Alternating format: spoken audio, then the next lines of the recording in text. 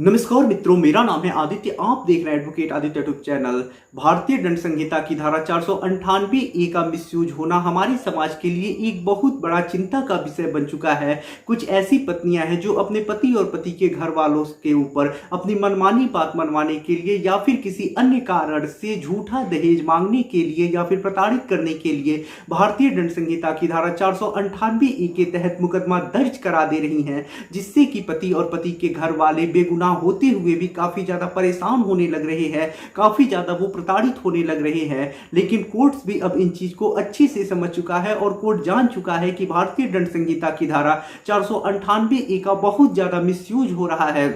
और इसी वजह से कोर्ट्स भी अब काफी चीजें समझ चुका है और ऐसे महत्वपूर्ण जजमेंट कोर्ट भी अब देने लगा है, जिससे पतियों को बहुत ज्यादा राहत मिलने लगी है और पतियों को सफलता मिलने लगी है। उनके ऊपर जो झूठा मुकदमा है उससे पतियों का बचाव होने लगा है। तो ऐसे में आज मैं हाई कोर्ट के द्वारा दिया गया एक ऐसा जजमेंट लेके आया हूं जिससे कि लाखों पतियों को राहत मिलने वाला है। पतियों के ऊपर जिनके ऊपर झूठा मुकदमा दर्ज हुआ है उन्हें इस फैसले से काफी ज्यादा राहत मिलेगी और उनके भी मामले में ये जजमेंट काफी ज्यादा उपयोगी सिद्ध होगा। इस मामले में जो पत्नी है उसने जो घटना दिखाई है 1 साल पुरानी दिखाई है और उसके लिए एफआईआर दर्ज हुआ है और 1 साल पुरानी घटना के लिए जब एफआईआर दर्ज हुआ है और पत्नी ने उचित कारण नहीं बताया है, इस वजह से कोर्ट ने ऐसे एफआईआर को क्वैश कर दिया है, यानी रद्द कर दिया है। तो चलिए अब इस मामले के बारे में हम डिटेल में समझ लेते हैं और जान लेते हैं कि किस प्रकार से आपको इस जजमेंट का अपने केस में लगा के फायदा लेना है और आपको क्या क्या फायदे मिल सकते हैं। तो चलिए वीडियो को शुरू करते हैं।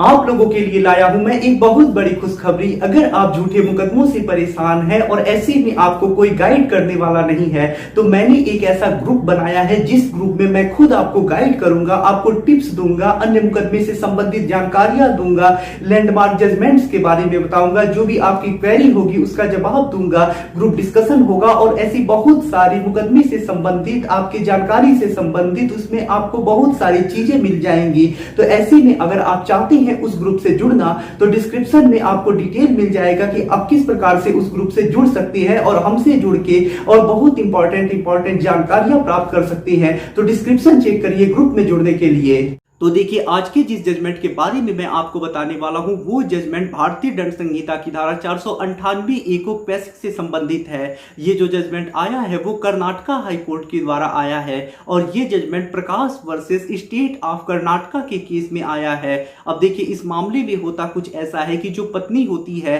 अपने पति और पति के घर वालों के ऊपर भारतीय दंड संहिता की धारा 498 ए, 323, 354, 307, 120 बी, 504, 506 और अन्य बहुत सारी धाराओं में एफआईआर दर्ज करा देती है। जब मामला दर्ज हो जाता है उसके बाद जो पुलिस होती है इन्वेस्टिगेशन करती है। इन्वेस्टिगेशन के बाद पुलिस जो होती है कोर्ट में चार्जशीट लगा देती है। जो मजिस्ट्रेट होते हैं वो मामले का संज्ञान ले लेते हैं। उसके बाद जो पति और पति के घर वाले होते हैं मामले को क्वैश कराने के लिए कर्नाटका हाई कोर्ट में 482 सीआरपीसी के अंतर्गत एक आवेदन लगाते हैं।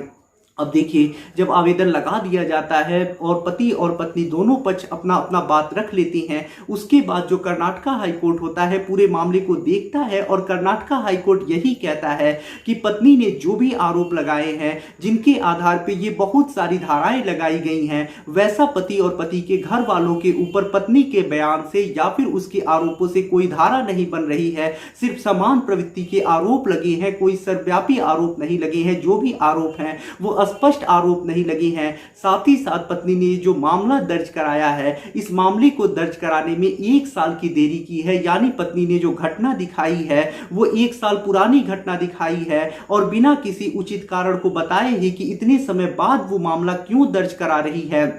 और ये मामला दर्ज करा दी है। तो ऐसे में पत्नी ने जो भी आरोप लगाए हैं वो सामान्य किस्म के आरोप हैं और साथ ही साथ पुलिस ने जो चार्जशीट पेश किया है उसमें किसी प्रकार का कोई ऐसा साक्ष्य पेश नहीं किया है, कोई सबूत पेश नहीं किया है जिससे कि जो मामला बनाया गया है वो सही साबित होता हो। ऐसे में सबूतों के अभाव की वजह से और मामले को इतना देरी से दर्ज कराया गया है और उचित कारण नहीं बताया गया है। साथ ही साथ पत्नी ने सामान्य किस्म के आरोप लगाए हैं। इस वजह से ये जो मामला मामला दर्ज है, यानी ये जो एफआईआर दर्ज है, जो केस चल रहा है, उसे क्वैश किया जाता है और रद्द किया जाता है। और इस वजह से जो कर्नाटका हाई कोर्ट होता है मामले को यहीं पे समाप्त कर देता है। तो देखिए इस जजमेंट से पतियों को 3 फायदे मिलने वाले हैं और 3 क्वेश्चन के रीजन बन रहे हैं। अब देखिए पहला, अगर तो आपकी पत्नी ने जो भी आरोप लगाए हैं वो सामान्य किस्म के आरोप हैं, उन आरोपों के आधार पे आपके ऊपर कोई अपराध का गठन नहीं हो रहा है, तो भी आप अपने मामले को क्वैश करा सकती हैं।